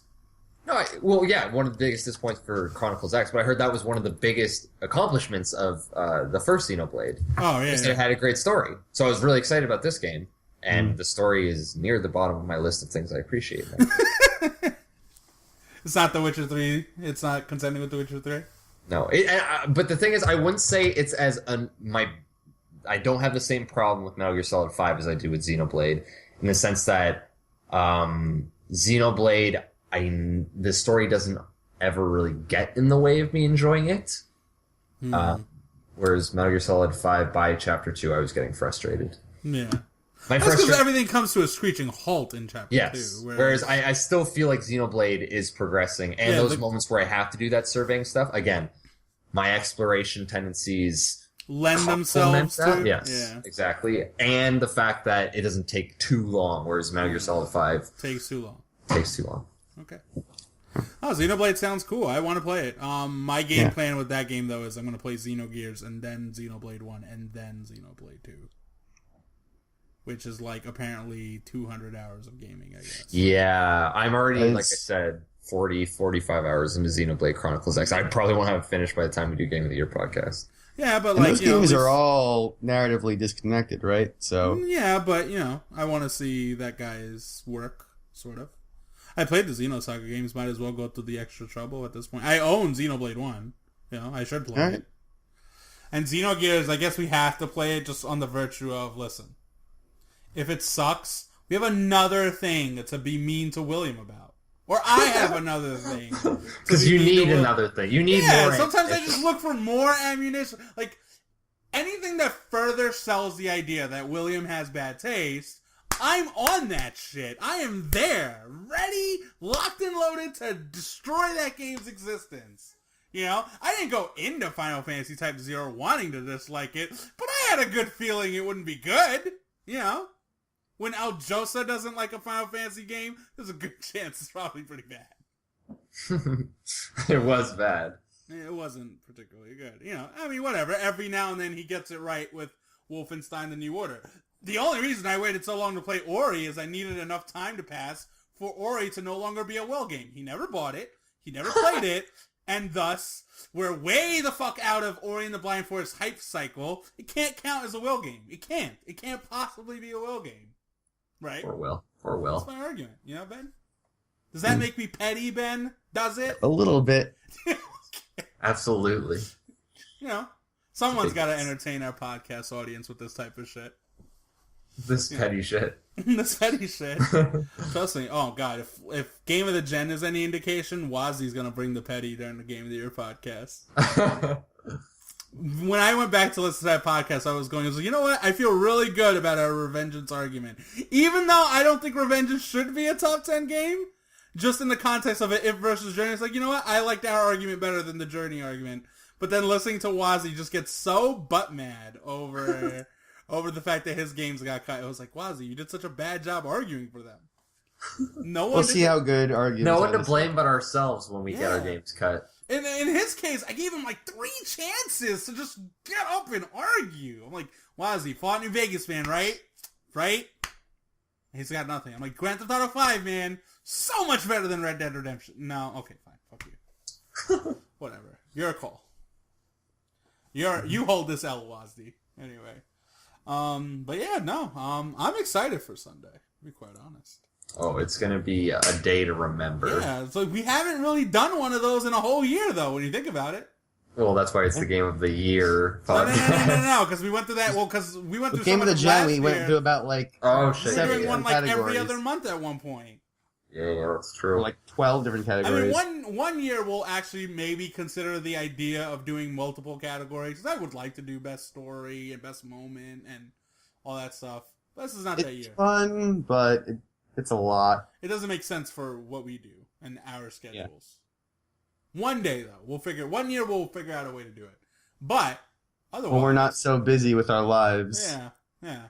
We just need to resign from society. Yeah. We just need to all win the lottery in some way. Let's do it. Same numbers. Collectively. Just do endless Different backlog full time. Different countries, too. Yeah, different countries, and then Chris can be like, well, I guess I have to move to Tibet because I'm a billionaire there. Whatever. They have stuff, right? Right? I win a lottery in Canada. I can afford, like, a bungalow maybe in America. Yeah, a bungalow. Anyway, Ben. Yeah. I believe I gave you the responsibility of One's Gotta Go. Oh, crap. You didn't do asshole, you had this entire time! Let us down. I had plenty of time to think about it. Yeah, you have no defense. Great shame. All right. What did we talk about? I have an idea. Mm-hmm. Go for it. But I gotta think it through a little Don't hurt bit. yourself. You know, hurt yourself. One's gotta go. Okay. Do you want me and Chris to talk about The Shield while you figure this out? Shield is dope. The Shield is really good. I'm surprised it took you this long to watch that show. Yeah, like I said, it's always been on my radar, but it's one of those shows because it's 7 seasons. That's a pretty big commitment. Yeah, it's a big commitment. I'm not gonna lie, that's been my issue with getting into new TV shows lately. It's just like, fuck, that's so many seasons. Right, and like, I guess this is kind of prejudice, but for TV, I feel like it's an okay prejudice to have. It's an old show. Yeah. And sometimes people will say, "Oh, this show was great for its time," and then you revisit it and you compare it to what's television. Television doesn't have the rich history film does. I would argue. Yeah. So, like but those no. important pop culture icons, absolutely. I'm not Okay. disagreeing with that. But the quality of TV's history isn't that strong.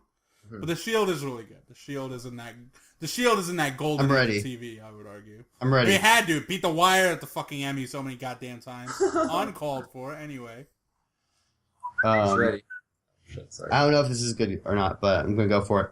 One's gotta go. Some of these are just never good, so we gotta do it that way. Super Nintendo controller, What? DualShock, and Xbox controller S. I was not expecting controllers. Oh. So, are we assuming Xbox controller S impacts the 360 controller? Yes. Okay. Because it is a relatively similar controller. Yeah. DualShock can't go. God, this sounds so sacrilege, but I guess the Super Nintendo controller because the Genesis controller wasn't that bad. The Genesis controller is actually really good. And it would exist without the Super Nintendo controller. Yes, because the Genesis came out before. Right. Did come out before. Yeah, otherwise you can't... I can't think of a world without 2 analog sticks with the DualShock. And the N64 controller, like, I love a lot of N64 games as a kid. But going back, that controller is not as good as people... I mean, I don't think anyone thinks it's that good of a controller. But it's a really stupid controller in the grand scheme of things. It's fun to go back to, though, the 64 I thought controller. about putting the N64 controller on the list, but it's an easy cut. Actually, it's not an easy cut. That's gotta be like the first analog stick, right? It kind of was, yeah. Yeah, so what does Mario 64 play like without the N64 controller? This is actually cool. I actually like this pick. This is a little out there. It is Mario out there. I wasn't replaced the expecting. Nintendo 64 one. Yeah. You Replace the Super change Nintendo? Mario 64, you change Ocarina of Time. You change... Because think about it, all those 3D, quote-unquote 3D games on the PlayStation, they were being played with a D-pad, and they were built with those limitations. The good ones, at least. In fact, a lot of them weren't built with those limitations, and they control awkward. Tank controls are because of D-pad more than the sticks. Yeah. Right? So I can see that. shit, that's a cool pick. I think of an I unusual still one. go with Super Nintendo because the NES controller would have still been good. There were more than enough, like This controller has 2 buttons. Super Nintendo has like 6. Okay, so in theory, they could have just added 2 more buttons. Because realistically, Link to the Past does not use the L or R button. I'm almost sure Super Metroid does. So that It's the first controller with shoulder buttons as well, right? Yeah. But here's the thing, the Genesis had so many buttons, so, you know. I'm willing to pretend that eventually we would have ended up at shoulder buttons. Whereas dual analog, that one is questionable if Nintendo would have gone. Nintendo has a tendency to do stupid shit. See, that's the thing I'm thinking. Like, Nintendo's controllers are so different every time. Yeah. Yeah. That I don't know if, like, they hadn't made the Super Nintendo controller, that they would have come along the same line eventually, or someone else would have done it. The other thing with the Super Nintendo stuff is, without that controller, does the Super Nintendo win out the way it does in the grand scheme of things? Right. You know? Like, do they come up with a controller so shitty that the Genesis completely dwarfs it? You know? Because to say the controller had 0 impact, I mean, whatever. You're still going to make an amazing game in Super Mario World, but, you know. Would it be as easy to control? Yeah. I mean, the least important controller here is the Xbox S. Right. So, I'll go the extra mile and say the Xbox S, because I feel like either way, Microsoft was going to get told, listen, your controller needs to be smaller. Because that shit was way too fucking big, right? I mean, I think the thing I was kind of thinking of with the Xbox controller, maybe I should have used the 360 controller instead. Not the triggers, necessarily. The triggers are nice. But it's kind of become such a standard on the PC. But it's not the original Xbox controller, though. It's the gamepad. You're talking about the 360 controller? 360 controller, yeah. That's not the Xbox S, is it?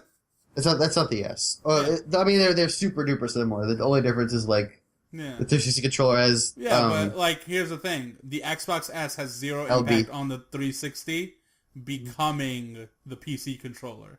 Right? Because it wasn't even USB at the time. It was still the thing the controllers always had. I don't the know Xbox proprietary, whatever. Yeah, like the proprietary wires and all that stuff. So, like, that impact doesn't really apply. The part where the controller was shorter, it's like, listen, there's no way Microsoft's not making it smaller the next time by, right?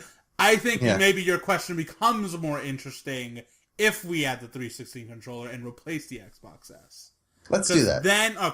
Because then, that PC argument is the big one. Not just that, having a home button on the very center of the controller. Yeah, that was fucking cool. That's actually, in the grand scheme of things, a pretty important feature. Especially this gen, yeah. Yeah, this gen and even last gen, you know. A lot of what made Xbox Live work. It made, mid-game. You can just hold that button real quick, bam, you're at your messages, you automatically accepted a friend request. You know, stuff like that was important. Your achievements came up quicker. It didn't take away from the pause and the select. I mean, I guess the select button has ultimately become the most useless button in the history of life. So we keep trying to get rid of it. Alright, can't get rid of the DualShock because dual analogs. Because then we have that fucking boomerang controller for the PS3. Yeah. In the grand scheme of things, the DualShock has endured. You know? I feel the DualShock has to stay on this list. I think it's a classic. God, the 360 controller is important to PC gaming.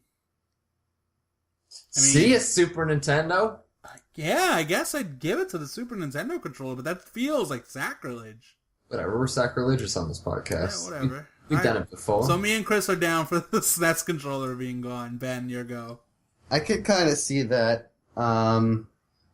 It's still weird to think about. I mean, like, the layout also is, like... Classic, yeah. That diamond on the 4 buttons.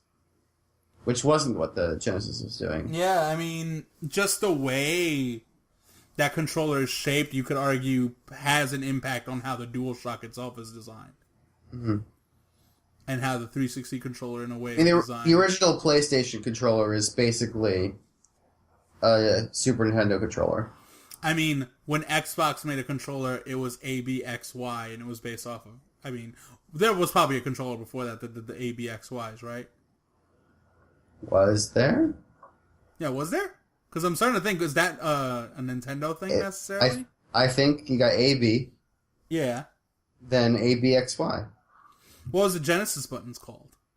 ABC. ABC, right, yeah. Yeah. Yeah, shit. Just crazy history with these controls. This is the best one yet, I would argue. Because I thought that was slick, Ben. You just came out of... me and Chris were thinking games, right? And that's what threw me off, is when he didn't do games. Yeah. Yeah. Huh. Shit. I'm all about surprises. We're never going to come up with the better ones gotta go for the rest of the year. We're going to have to way off the beat trail. Yeah, we have the rest of the year. I hope you enjoyed the first episode. This will be up in a timely manner. I swear. I was good about it with the last podcast. He's a liar. I was good about it with the last podcast. It was up. It was up exactly when I said it would be. And this will get up before we do the Game of the Year podcast. This has to be up before the Game of the Year podcast, because I'm going to put the Game of the Year podcast up ASAP. Mm-hmm. It might not even get edited. You're getting all the background noise, everything. Fuck your ears. Anyway, please subscribe to us on iTunes and Stitcher. Also check us out at YouTube. If you want to hit up anyone on the Twitter, I'm usually on the Twitter at GogginEB. Otherwise, send emails to podcast@endlessbacklog.com, or you could leave us comments in the comment sections like our buddy Angels and Demons. And as always, check out my buddy Tom Towers at GameOrder.net. We are out. Don't do his piece. Okay.